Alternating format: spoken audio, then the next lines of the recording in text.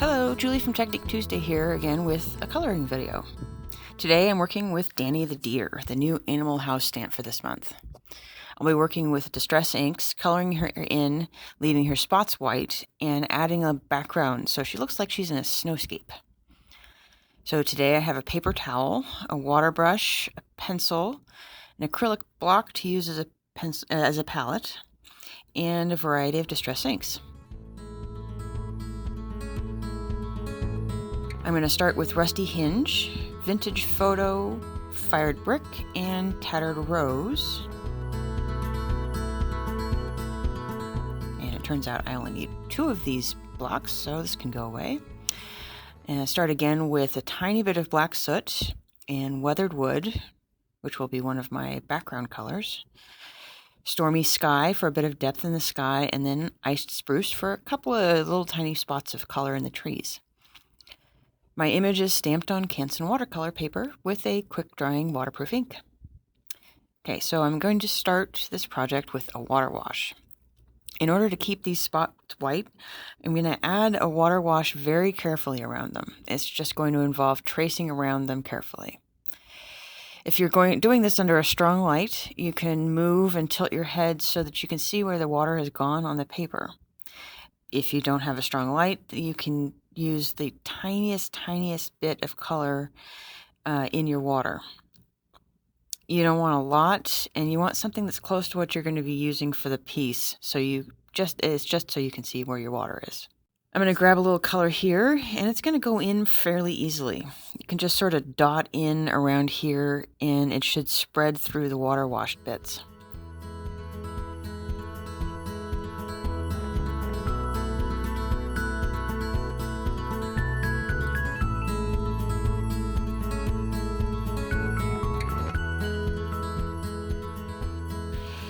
I'm going to add this little bit of darker color around the edge, and I'll just let it pull itself through the color that's already there. And now I will do the same thing down here.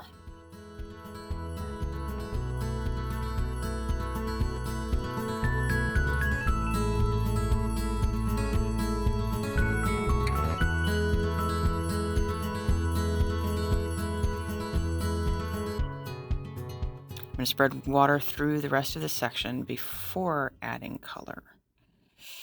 And I'm going to keep going on that until I have something that looks a bit like this, all filled in with a bit of that extra darker brown. I'm going to wait for the piece to dry before I go into an area I've already done. You want it to be dry so that the first color doesn't spread through the new water wash. I'm going to, once again, do a water wash and then bloop a bit of color in. I try not to be afraid of turning the paper around as I work on it. I try not to.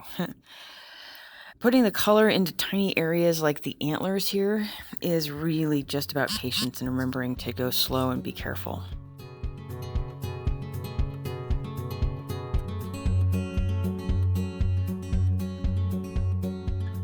And here I'll blob a little bit of the soot color in for the nose. The ears get a water wash and then a swish of pink, and then a tiny bit of red to add a bit of depth. Then I'll go in with more black for the hooves and the same browns that I used on the body for the legs, though with a bit more of the darker color. And I'll come up with something like this. Once again, this is all dry. I've waited a day, but normally I'll wait like 5 or 10 minutes just to make sure it's dry to the touch. If you're worried about how long you need to wait, of course it can vary depending on how humid it is out, you can do a little test piece and see how long it takes for you. Now I'm going to go into the ears and add a bit of color. This project is a little different from my Olive the Octopus project, which I also did with Distress inks, because here I want to be a lot more precise with my color. With Olive, I was having fun being loosey-goosey, but with this one I want the color to be really exact, so I'm letting it dry and taking my time with placing color and such. Okay, so I'm going to add just a tiny bit of color. Here I'm going to use my little water blob and really dilute the color I'll put in. A little like what I was talking about with the initial water wash. I don't want too much color in this section, just enough not to be white. I'll put an even lighter wash in the belly section. And here's a finished Dani. Now I'm going to move on to making the background silhouettes. I want this to be like trees in the background, in sort of a snowscape sort of look. My piece of paper here is A2 sized, so 4¼ inches wide by 5½ tall, with the idea that once you're done painting, you'll have edges that are a little rougher or whatever, and this is going to be a way that you can cut them off and neaten that up. So I want my trees to come out from the edge here, and then it's really just squiggles. This can be really loose and wobbly. I don't want it to be exact at all, since the focus is supposed to be on Dani anyway. Now we're going to start in on the cooler colors for the sky. For this one, I'm going to tint my water just a little bit, and then go back in with the weathered wood color, which I'll get in here for the sky first, keeping out of the trees.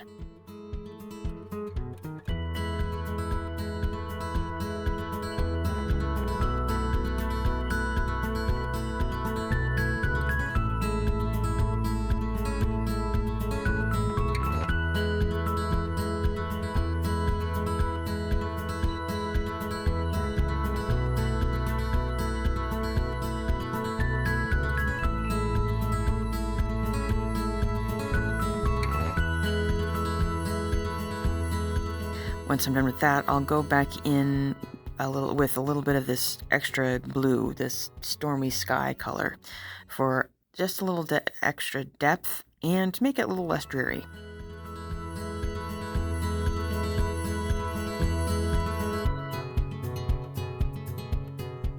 So there's the sky. Now I'm going to go into the ground a bit. I don't want to go overboard on this. I just want a tiny hint of color, because again, the focus is on Dani. Now I'm going to wait a little bit until it's dry and go back in and erase the lines I drew.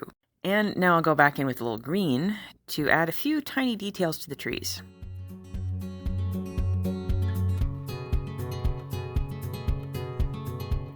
Here we go. This is the finished piece. I'll be cutting off the edges here since the edge of my painting is a little ragged, and put it on the front of a card.